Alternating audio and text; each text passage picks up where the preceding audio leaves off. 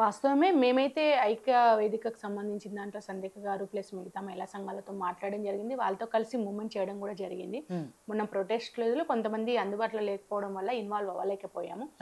కానీ దీన్ని మాత్రం మేము తెలంగాణ కాంటెస్ట్‌లో తెలంగాణ ఏర్పాటే కొంచెం ఉద్యమాల ద్వారా ఇందాక సంధ్యక గారు చెప్పినట్టు 50% మహిళలు ఇందులో ఇన్వాల్వ్ అయ్యి అన్ని ఉద్యమాలలో అటు అవగాహన చేయడంలో అంటే తెలంగాణ సమాజాన్ని తెలంగాణ సాధించుకోవడంలో అవగాహన కల్పించడంలో పోరాటంలో అరెస్ట్లలో అన్ని రకాలుగా మహిళల చైతన్యం అనేది అప్పుడు ఏ విధంగా ప్రదర్శించారని మీకు అందరికీ తెలుసు.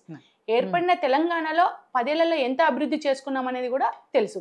ప్రజాపాలన పేరుతో అధికారంలోకి వచ్చి ఇవాళ సంక్షేమానికి సంబంధించినటువంటి అంశాలు వచ్చేసరికి రేవంత్ రెడ్డి గారు మాట్లాడుతున్నటువంటి అంశాలు మనందరం చూస్తున్నాం. ఏం మాట్లాడుతున్నాడు పొద్దున్న లేస్తే ముఖ్యమంత్రి?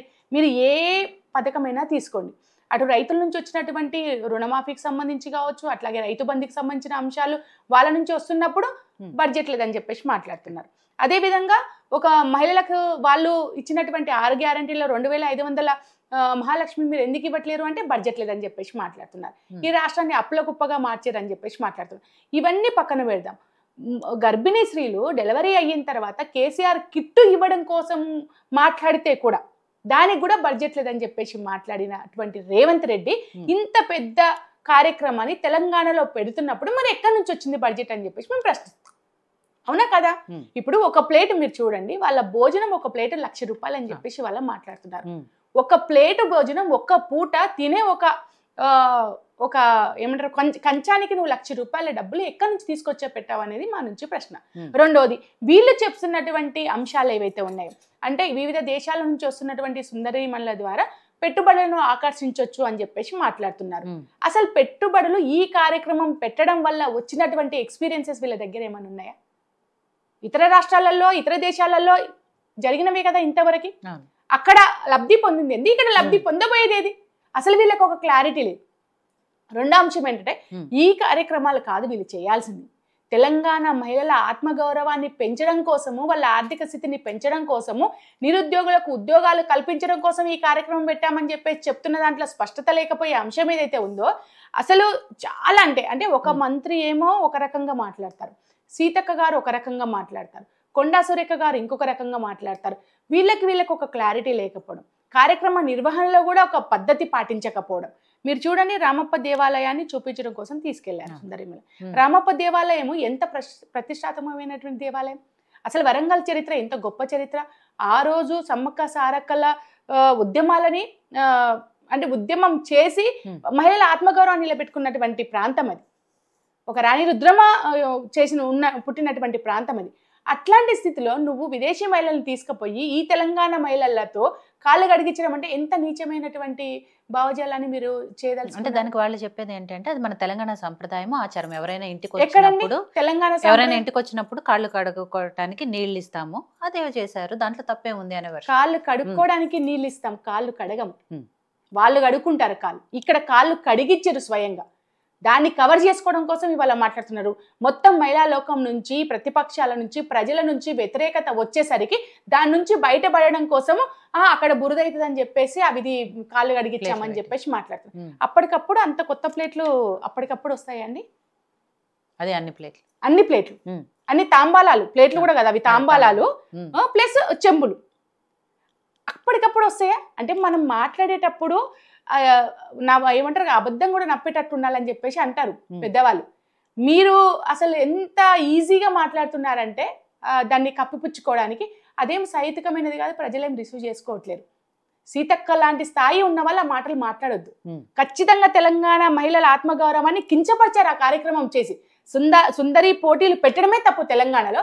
ఎందుకంటే తెలంగాణకు ఒక చరిత్ర ఉంది, పోరాటాల చరిత్ర ఉంది, సాయుధ పోరాటం జరిగింది, ఇక్కడ భూమి కోసం పోరాటం జరిగింది, ఆత్మగౌరవం కోసం పోరాటం జరిగింది, పెత్తందారులకు వ్యతిరేకంగా పోరాటం జరిగింది, తెలంగాణ సాధించుకోవడంలో పోరాటం జరిగింది. అంటే మహిళలు వీరోచితంగా పోరాటం చేసి వీర నారీమణులుగా తెలంగాణ ఉన్నటువంటి చరిత్రలో మీరు వాళ్ళ ద్వారా వాళ్ళ చేత మీరు విదేశీ మహిళల కాళ్ళు గడిగిస్తారా?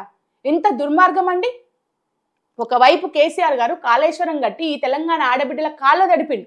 అదే కాళేశ్వరం నీళ్లతో మీరు ఈ తెలంగాణ బిడ్డల చేత వాళ్ళ కాళ్ళు గడిగిస్తారా? ఎంత నీచం. ప్రజాపాలన అంటే ఇదేనా? తెలంగాణ బిడ్డలకు ఇచ్చే గౌరవం ఇదేనా?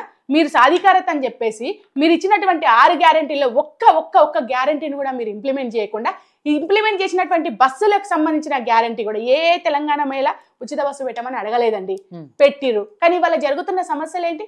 వాటి మీద మీకు ఒక సమీక్ష సమావేశాలు ఎక్కడైనా జరుగుతున్నాయా? వాటి మీద భవిష్యత్తు ఏదైనా ఆలోచన ఉందా? విద్యకు సంబంధించిన కావచ్చు, వైద్యానికి సంబంధించి కావచ్చు, ఎంతమంది ఆడబిడ్డలు ప్రసవాల ఇబ్బందులు పడుతూ ఇటు గాంధీ హాస్పిటల్ కావచ్చు, అటు నీలోఫర్ కావచ్చు, ఉస్మానియాలో కావచ్చు, అనేక మంది ఇబ్బందులు పడుతున్న వాళ్ళు ఉన్నారు. వాటి మీద మీకు ఎందుకు ప్రేమ లేదు? తెలంగాణ బిడ్డల మీద కేసీఆర్ కిట్ ఎందుకు ఆపిరు? ఇవన్నీ ప్రశ్నలు వస్తాయా లేవా? అందాల పోటీలు పెట్టడమే తప్పు, మహిళలను అవమానపరిచేది అంటారు. కానీ దీనివల్ల మహిళల ఆత్మవిశ్వాసము లేదా మహిళా సాధికారిత కూడా పెంచేందుకు అవకాశం ఉంటుంది. కాబట్టి ఇలాంటి పోటీల్లో తప్పు లేదు అనే వర్షం మనం డీప్ గా ఆలోచిస్తే నా వ్యక్తిగత అభిప్రాయం, అందాల పోటీలు పెట్టడం అనేది మహిళల ఆత్మగౌరవాన్ని కించపరచడమే. ఎందుకంటే ఇవాళ మీరు అందంగా ఉన్నారు అని చెప్పేసి మీరు ప్రకటిస్తే నేను అందంగా లేనట్ట? నేను అందంగా లేనట్ట? మా అమ్మకు నేను అందగత్తెని, మా కుటుంబంలో నేను అందగత్తెని, మీ కుటుంబంలో మీరు ఆఫ్రికా మహిళలు ఆఫ్రికా దేశంలో అందగత్తెలు, వాళ్ళని ఇక్కడికి తీసుకొచ్చి మీరు అందగత్తె కాదని చెప్పేసి మాట్లాడగలుగుతాం, లేదా మీరు అందగత్తెలు అని చెప్పేసి మన వాళ్ళని మనం కించపరుచుకుంటామా? అందం అనేది అన్ని రకాలుగా మనం రిసీవ్ చేసుకునే దాన్ని బట్టి ఉంటుంది మేడం. అంతేగాని ఇందాక సంధ్యక చెప్పినట్టు కొలతలు పెట్టి ఈ 20 ఉంటుంది కదా, 36, 24, 36 ఈ కొలతల్లో ఉన్న వాళ్ళే అందగత్తెలు. అక్కడ మీరు మేము మిగతా వాళ్ళు ఎవరు అందగత్తెలు కాదు. అందం అని చెప్తేనే ఆత్మగౌరవం పెరుగుతుంది అని అంటే, ఇంకా కాని వాళ్ళందరూ ఆత్మ నూనెతో ఉండాలా సమాజంలో? ఇది కాదు కదా. 109 మందిలో ఒక్కళ్ళే అవుతారు, మిగతా 108 మంది అందగత్తెలు కానట్టేగా. వాళ్ళొక్కరే కాదు, ఈ భారతదేశంలో ఉన్న వాళ్ళు, ఈ తెలంగాణలో ఉన్న వాళ్ళు ఎవ్వరూ అందగత్తెలు కాదు అనేది ప్రకటించదలుచుకుంది ప్రభుత్వమే. సంక్షేమ ప్రభుత్వం అని చెప్పేసి, ప్రజాపాలన ప్రభుత్వం అని చెప్పేసి ఇన్ని మాటలు మాట్లాడినంటి వాళ్ళు ఇదేం పద్ధతి? సరే, వాళ్ళని గౌరవించడం కోసం ఇంటికి వస్తే ఆడబిడ్డలకు నీళ్ళు ఇస్తాము, కాళ్ళు కడుగుతామని చెప్పేసి మాట్లాడేది. జిల్లాకు సంబంధించిన 2 మంత్రులు ఉన్నారు కదా, సీతక్క ఉన్నారు, ప్లస్ కొండ సురేఖ గారు ఉన్నారు. వాళ్ళు ఇద్దరు ద్వారా అడిగిస్తే బాగుండేది కదా అంటున్నాం మేము బీఆర్ఎస్ గా. ఇంకా చాలా గౌరవం వచ్చేది. వాళ్ళు ఎందుకు గడగలేదు? తెలంగాణ ఆడబిడ్డలతో ఎందుకు అడిగించాలి? ప్రభుత్వంలో మీరున్నారు కదా, మీరు పెట్టినటువంటి కార్యక్రమం కదా, మీరు కాళ్ళు కడుగుంటే చాలా బాగుండేది. మీరు గడగకుండా మరి వాళ్ళతో గడిగించి దాన్ని కప్పిపుచ్చుకోవడం కోసం అబద్ధాలు ఆడుతూ ప్రజల్ని మభ్యపెట్టడం అనేది సరైనది కాదు కదా. అసలు ప్రభుత్వాలు నిర్వహించడం అనేది తప్పు. అందాల పోటీలని ఏ ప్రైవేట్ సంస్థలో నిర్వహిస్తే అది కూడా తప్పని చెప్పేసి కొన్ని సంవత్సరాలుగా ఉద్యమిస్తున్నాయి మహిళా సంఘాలు. ఇప్పుడు సంధ్యక గారు చెప్పినట్టు ఇప్పుడే కాదు, ఎప్పటి నుంచో వ్యతిరేకిస్తున్నారు.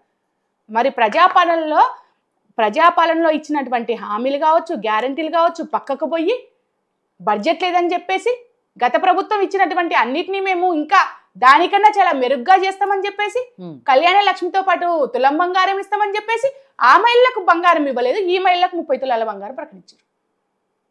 వస్తున్నటువంటి వార్తలు ఏవైతే ఉన్నాయో ప్రతి వచ్చినటువంటి ఇతర దేశాల నుంచి వచ్చిన 109 మందికి ఒక్కొక్కరికి 30 తులాల బంగారు రేవంత్ రెడ్డి గారు ప్రకటించారని చెప్పేసి సోషల్ మీడియాలో వస్తుంది. మరి ఎక్కడి నుంచి వచ్చింది ఆ బంగారము? ఆ విషయం సంధ్యా రెడ్డి గారిని అడుగుతాం. సో సంధ్యా రెడ్డి గారు, ఏదైతే అందాల పోటీలు నిర్వహిస్తుందో రాష్ట్ర ప్రభుత్వం దీన్ని చాలా ప్రతిష్టాత్మకంగా తీసుకుంది. రోజుకు ఈవెంట్లు వాళ్ళని, సరే తెలంగాణ